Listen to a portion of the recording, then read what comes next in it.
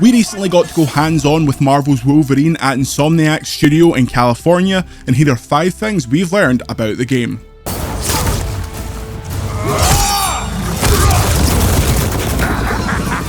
You're welcome, Runt. I'm taking us wide until you deal with that gun. The X-Men don't exist, yet. While Jean Grey is present and a major character in Marvel's Wolverine, the X-Men don't exist in this universe.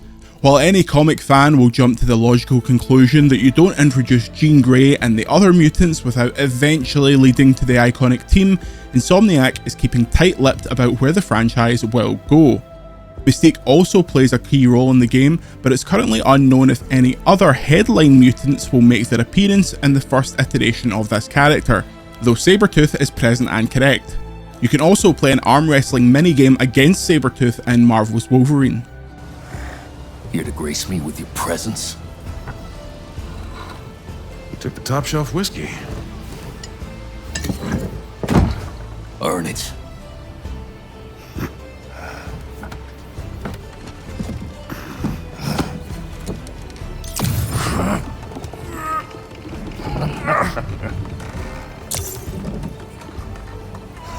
That movie pulled me, Trask.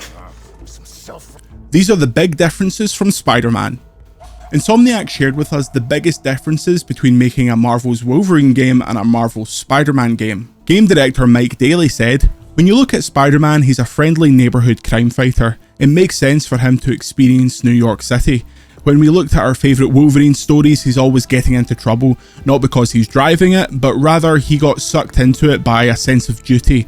This, and because of his long destroyed past, takes him all around the world. He's not anchored." So what we wanted to tell was a story that felt like it had come out of the comic book roller coaster narrative that goes around the globe and exposes you to a ton of different characters, enemies and locations in dense succession. From that, the structure seemed clear. Let us tell this linear narrative that really can concentrate on the storytelling aspect of Logan's journey.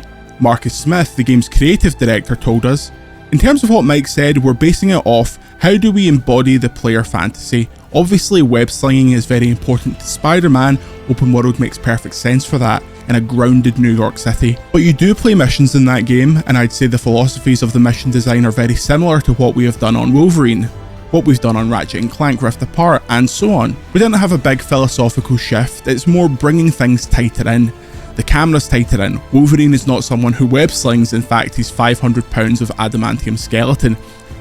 It means he's going to be a lot more grounded and everything is going to be a tighter experience. So that was the only major difference. We're doing a much more curated and linear mission design, but it is, at the end of the day, not that different from Spider-Man. This is not an origin story. While we've already mentioned that the X-Men aren't in the game and this story takes place early in Wolverine's career, this isn't an origin story for the character. Marcus Smith told us, "First of all, being an unreliable narrator is kind of in the DNA of Wolverine, and we wanted to make sure that we were telling an original tale in that regard. That's why I say this is not an origin story, because we're not talking about how the adamantium was introduced to his skeleton, but we're also mixing and matching some of the canonical timelines of other media. For us, it was important to start off with a story that can highlight Wolverine as a character. Because of that, there's no X-Men, largely because as soon as you introduce those giant personalities, all of the oxygen gets sucked out of the room. Then it's not a Wolverine game. So what is going to make the best Wolverine game? We started with kind of a greatest hits. What are the things you think of? We know we're going to have certain locations, certain characters, then we start building. What is the arc of the story? Paramount to that is, what does he know and how can he learn about these things through interactions with other characters? A lot of times we have characters that we really wanted to use, we thought made perfect sense, but then didn't fit the arc and kind of got phased out. Other characters come in and serve the role as facilitator to try and sort out some of the past, but it all goes back to what serves that narrative storyline that suits Wolverine as a character first and foremost. Mike Daly added, "Yeah, so Wolverine's character has so many sedimentary layers of lost memories, so as the story progresses, you know, it's kind of fun to peel back one layer at a time, and it's always seeming to get deeper. Initially when we open up, it's mentioned that he's left Team X. Why is that? It's a question we ask. We don't take too long to answer it, but it always leads into the next question. Like, why are the Hand here? Why is he familiar with them? What's the past there? So it kind of goes on that remembering the past as an omnipresent element of the story, but it just gets deeper and deeper. On top of that, we got to see the nightmare doors. These are physical manifestations of the character trying to work out what's going on with his memories. As Mike Daly puts it, it's him struggling to unlock what's hidden there. Daly says that's a player-driven option for a layer of memories from his past that you can unlock as well, and that acts as a layer of depth beyond the main narrative and reveals new cinematics. Insomniac confirmed to us that New Game Plus will be in the game from day one, and players can replay missions as soon as they find nightmare cabins in-game. Mike Daly said, "I can say that even in your first playthrough, whenever you get to a nightmare cabin, you can immediately replay any of the missions you've completed so far. By doing that, you can sort of complete collectibles if you want to, and that feeds into your progression in the main campaign. So your first time through the game, you don't have to worry about catching every single thing as you go. If you really want, you can go back and get what you missed. That's built in from the beginning of the game." On the disc, New Game Plus is supported. You can carry over all your progress, you can start the story again. Our goal was to make the second playthrough as fun as the first. So to spice things up, of course it's fun to at first basically go through and stomp everything with your awesome kit, but we also added a few New Game Plus specific additions. They're optional, but you can mix and match them, turning the ones on you're interested in. That can really accelerate combat in the game and make it feel extreme in terms of how quickly you can take out enemies and how quickly you can get a game over if you're not careful. In a way, it almost makes it feel even more like the Wolverine fantasy that a lot of people were aiming for. A big change from Spider-Man that we noticed playing Marvel's Wolverine is how minimalistic the HUD is. Mike Daly told us, "You'll notice that the UI in the game is intentionally pretty minimalist. Going back to the Spider-Man example, his HUD fits Spider-Man because he has a visor and he's a thoughtful guy who wants to access a lot of information. It feeds into your decisions, knowing what the numbers are. Logan is very different. We want your eyes, your thoughts to be on the world." If players are stuck or looking for their next objective, Logan will actually follow a scent trail, which ties into how animalistic the character actually is. And finally, Logan can't control his rage. Shit.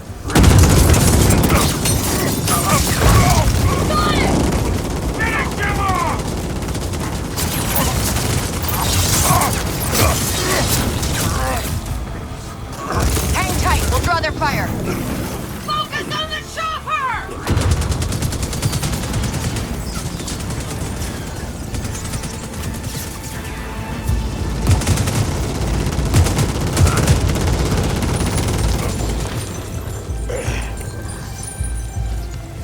Dealing damage slowly builds up Wolverine's rage meter, each segment corresponding to an increase in his anger.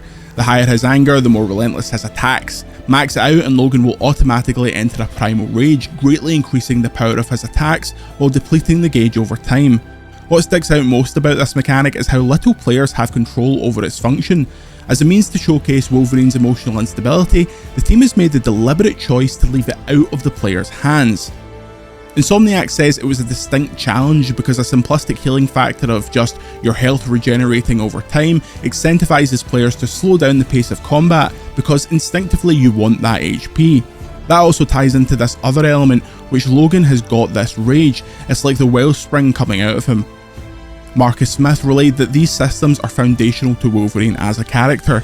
The decision to tie the two components of Logan's character together led to this rage system. If players run out of health but they have a bar of rage, Logan can jump back into the fight as a safety mechanism. Yet on the other end of this is the showcase of Logan's unbridled aggression. Once his rage meter maxes out, it's out of the player's controls and they just have to roll with it, just like Wolverine.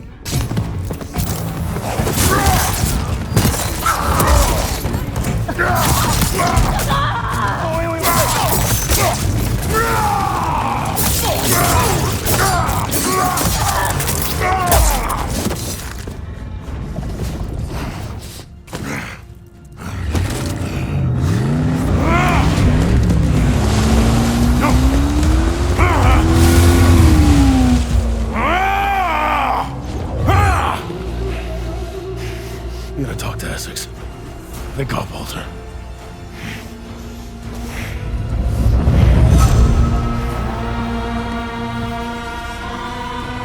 We're very impressed with what we've seen from Marvel's Wolverine so far, and you can expect much more coverage as we get closer to the release date. You can check out our written preview on VGC and our interview with Insomniac. Please consider supporting VGC on patreon.com/videogameschronicle and subscribe to VGC on YouTube. I'm Jordan Midler. See you later.